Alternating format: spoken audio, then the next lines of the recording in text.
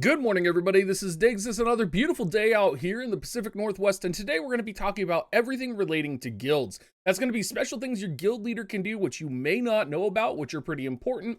We're also going to be talking about how you upgrade guilds and what you need to be doing in your guild daily, and what I specifically am doing to prioritize our guild and the mole colony's growth. So let's go ahead and dig in.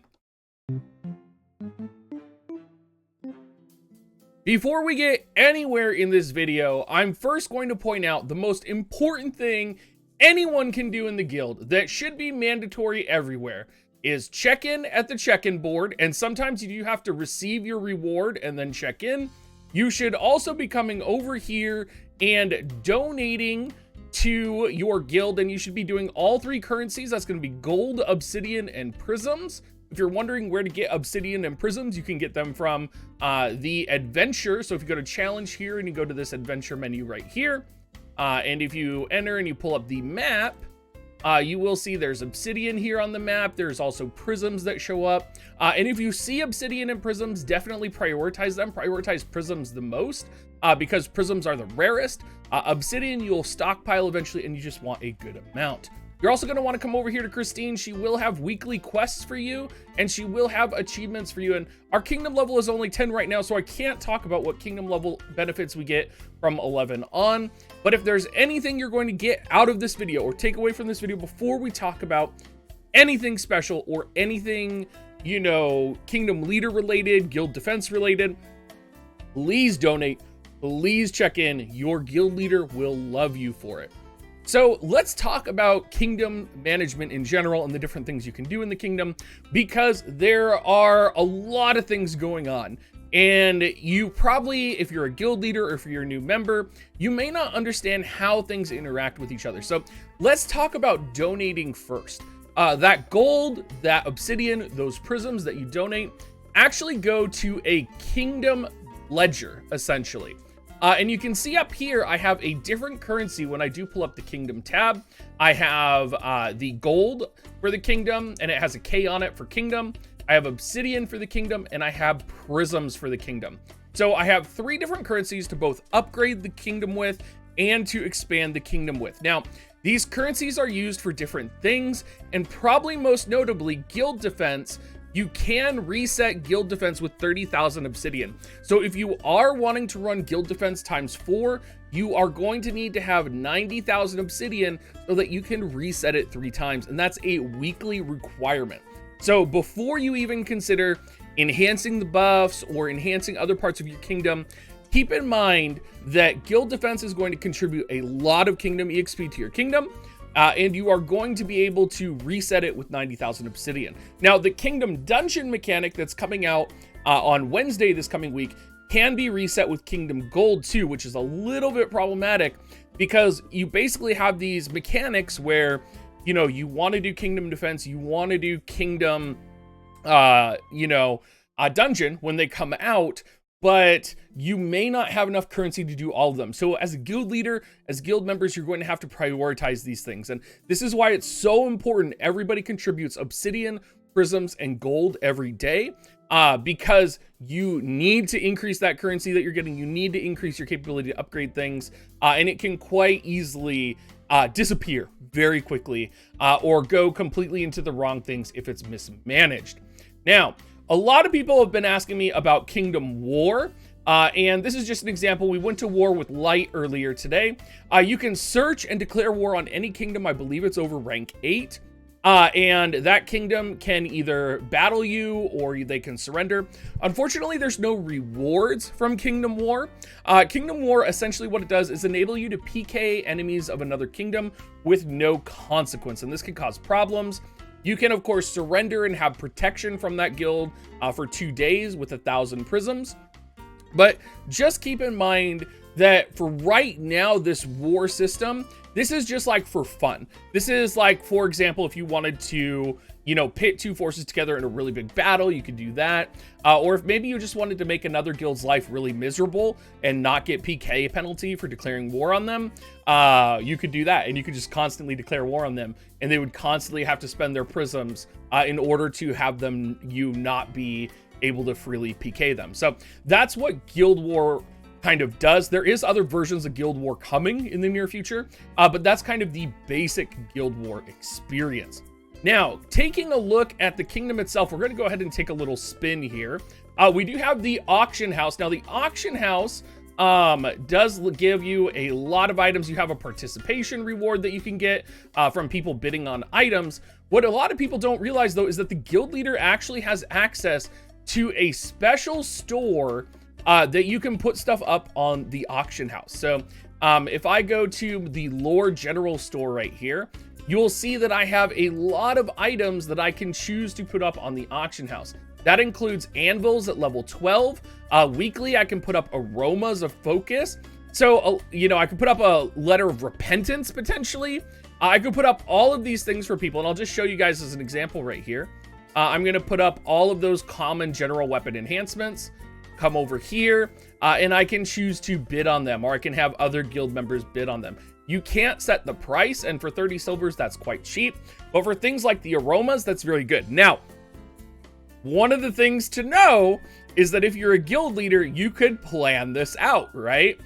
So one of the things your guild leader might not make you realize is the guild leader might wait until they can release all of the aromas in like the middle of the night, so you guys don't realize. They can bid on all of the aromas, and then maybe fewer people will bid on them, so the guild leader can get more of those aromas.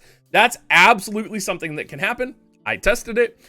So make sure you are aware of how your guild leader is managing your guild funds, because it is very important. Now, talking about important things, we are going to touch on the restaurant. Now, the reason the restaurant's pretty important is that you do get feasts here. This is where you craft feasts, and this is where you get dishes. Now, with food, you can stack every single type of food on top of itself, so you can get multiplying effects here. The problem is you only start with toasty taiyaki here. So your guild leader does have to unlock these recipes. You can see I've unlocked a few here. If you are a guild leader, the Southern style smoothie, I believe it is actually unlocked with prisms right now. And we don't have a use for prisms outside of canceling war right now. We will have a use for prisms when relics come out, which should be in a couple weeks from now. But for now, you may want to unlock the Southern style smoothie. But you can see here, if you go to view recipe, it has a cost down here that you can unlock it. So it takes 45,000 obsidian to unlock that. The finest barbecue here takes 3.3 million gold to unlock of kingdom gold. So there is a whole lot of things you can unlock to kind of enhance stats for your kingdom. And this stuff is pretty important. You are going to need this a lot, and your guild members will appreciate you unlocking it. So that is one of the things that I've been prioritizing.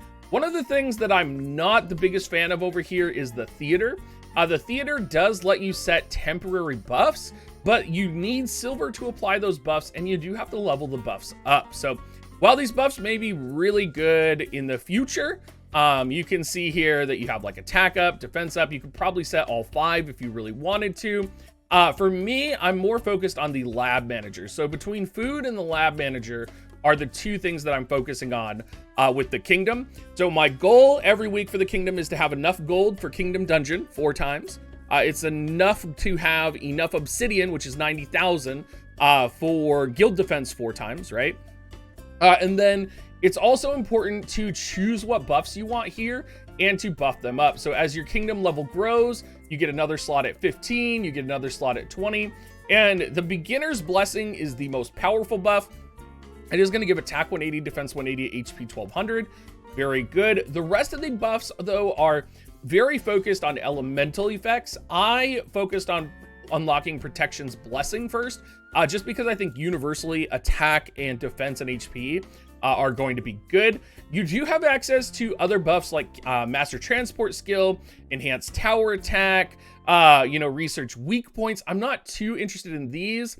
I am more interested in the adventure abilities, potentially for enhancing attack of familiars, enhancing familiar attack speed with the familiar arena coming up.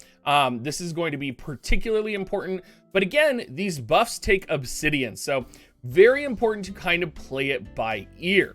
Now, the workshop, again, you can craft robots and you can put robots in. They only take 1,000 obsidian, and you can only use them once per round. In Kingdom Defense, Some of them are pretty useful, but I haven't found a situation where I need to use them in order to clear Kingdom Defense.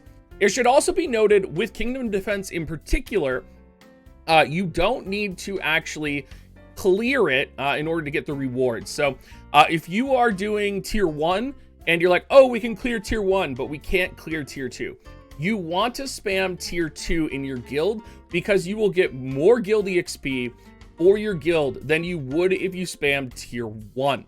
Now, you will lose out on some of the rewards, but you will get rewards and you will get that Kingdom EXP, and it'll likely be better than clearing 1 multiple times. You can literally just intentionally wipe.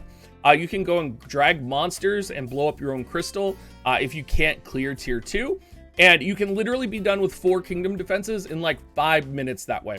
If you really wanted to. You do have to clear tier 1 first, and then you can spam clear 2.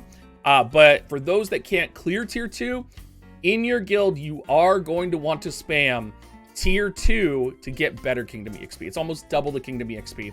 And participation reward doesn't matter if you're going to die anyway, because the participation reward of like suffering for 7 minutes versus the participation reward for actually, you know, just dragging the monsters to your crystal and killing yourself is literally the same. And this is standard in most Netmarble games. So if you played other Netmarble games before, this is how it works. So you should have a basic understanding of how to do this. Now, I have had some people ask me how I manage my guild, what I do to make sure people show up, how I am kind of consistently showing up. So here's what I actually do. And looking at our kingdom here, you'll actually see we're only ranked 3rd right now. And of course, Heavenly Dawn is ahead of us and Light is ahead of us. But we've been changing out members quite frequently right now. And that's because I've been prioritizing members that are active in my Discord and that can show up to when we do Kingdom Defense and when we do Kingdom Dungeon. I've set that time as 5 p.m. Pacific time on Saturday, and I do track attendance. So the first thing I do is I created an Excel spreadsheet for my guild. This is the same thing I did for 7K2. I wrote down every guild member's name. I set the expectation that they be in Discord. If they weren't in Discord by a certain amount of time, I removed them from the guild. I just made it really clear that was my expectation. Once I did that, I started filtering in new members that were in Discord or that wanted to be part of a community. It didn't matter to me what their CP score is. I'm hearing a lot of people be like, oh, what's the CP? What's the CP? That doesn't mean anything for the most part, unless you're like mega whaling. It's much more about participation. You know, I would much rather have 29 people reliably show up to do Kingdom Defense and reliably donate than potentially 2 whales with like 700 CP as being like the only 2 people that reliably show up. So that's kind of the goal for my kingdom right now.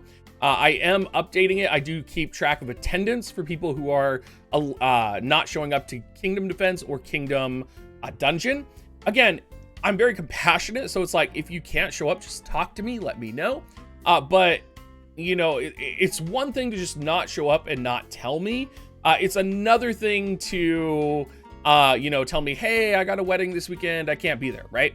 So making sure you have a clear communication system, which is why I set up Discord, why I set up Discord pings, is definitely the best way to go for this type of content. And this is for a hardcore guild, and this is how I am currently managing my guild. So anyway, everybody, I hope this video helps you out. I hope this is everything that you guys have wanted and asked for a Kingdom video. If you have any questions, please drop them down in the comments below. I am a newer Ni no Kuni content streamer, so I would like any support you can get, whether it's liking me, thumbs upping me, showing up to my stream, or leaving a comment. Even showing up in my Discord and saying hi would help me out.